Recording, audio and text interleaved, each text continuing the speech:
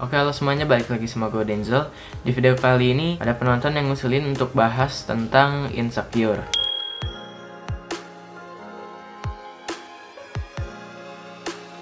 Oke, jadi topiknya itu ya.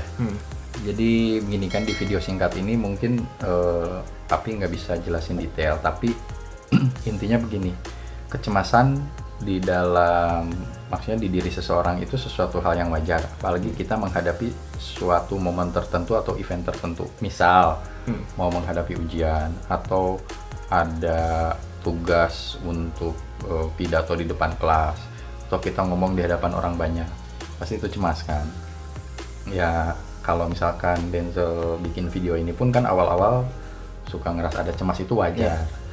Kecemasan itu wajar. Yang tidak wajar itu adalah kecemasannya kalau misalkan berlebihan itu tanpa ada faktor pemicu.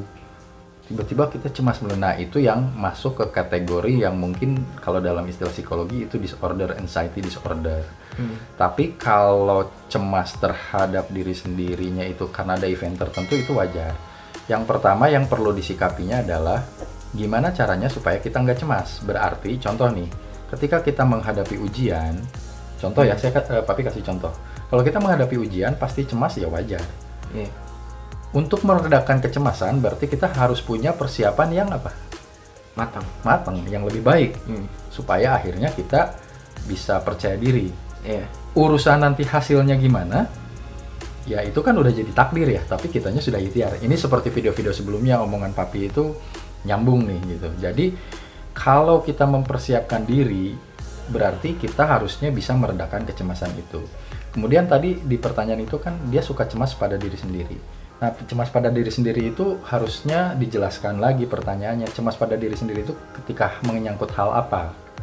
Kan Papi belum tahu ya, menyangkut hal apa. Tapi balik lagi, kecemasan itu sesuatu yang bisa menjadi hal yang positif karena apa? Kita akan mempersiapkan diri menjadi lebih baik. Kalau kita cemasnya berlebihan, sebetulnya kita harusnya berpikir lagi. Kalau menghadapi situasinya, contoh besok ada lomba pidato, saya harus ngomong di depan orang banyak, padahal saya tidak terbiasa ngomong di depan orang banyak. Berarti kita harus mempersiapkan diri, ngomong nih di kaca sendiri, ngomong di kaca, direkam, dilihat, sambil kita merasa jadi rileks, karena itu bentuk persiapan. Persiapan itu akan mengurangi kecemasan. Tapi satu hal yang mungkin teman Denzel ini bisa pikirkan gini, kalaupun ujungnya kita cemas terhadap suatu hal, resiko terbesarnya itu apa sih kalau misalkan kita gagal? Contoh ya, besok lomba pidato saya tidak terbiasa. Resiko terburuknya apa sih? Apakah sampai harus dirawat di rumah sakit? Enggak kan gitu. Jadi paling cuma malu sama teman-teman kan gitu. It's okay, makanya untuk menutupi itu berusaha sekuat mungkin untuk latihan lebih baik. Tapi nggak bisa ngejawab lebih lanjut karena kecemasan yang dia tanyakan di sini tuh kan tidak detail kecemasannya apa. Tapi intinya gini, orang cemas itu pasti pasti dia ingin melakukan sesuatu yang di luar yang dia cemaskan, betul nggak? Itu udah positif, artinya kita selalu berusaha menjadi lebih baik. Nih Papi kasih contoh ya. Kalau orang pencemas, kira-kira dia kalau di pekerjaan ya, kira-kira dia berani korupsi atau enggak? Enggak. Kenapa enggak? Ya ini kita main logika ya, kenapa?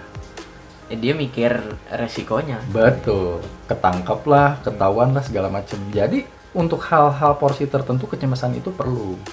Tapi yang berlebihan itu, yang jadi disorder itu adalah tidak ada faktor pemicunya, tapi tetap kita merasa cemas nih, tiba-tiba kita cemas. Nah itu udah gejala psikologis. Itu nggak bisa dijelaskan di video ini. Berarti yang bersangkutan ya harus menghubungi psikolog terdekat di kotanya. Nah kalau Papi sendiri tipenya pencemas gitu nggak sih? Gini, sebelum Papi jawab, menurut Denzel sama Papi itu sebenarnya lebih cemasan siapa? Papi. Kenapa Denzel bisa tahu gitu? Mau masuk SMA juga Papi yang lebih cemas ya dibanding Denzel gitu ya. Ya memang karakter dasar Papi sebenarnya lebih cemas dibanding Denzel. Tapi begini, kecemasan Papi itu Papi arahkan bagaimana caranya mempersiapkan diri dengan baik. Papi masih ingat sih dulu zaman dulu masuk universitas itu kan harus ngomong di depan banyak orang ya. itu karena saking nggak terbiasanya. Dulu papi pemalu banget, saking nggak terbiasanya. Jadi papi itu berlatih, zaman dulu kan nggak ada kamera, belum ada kamera, jadi berlatihnya di depan kaca aja, ngomong sendiri,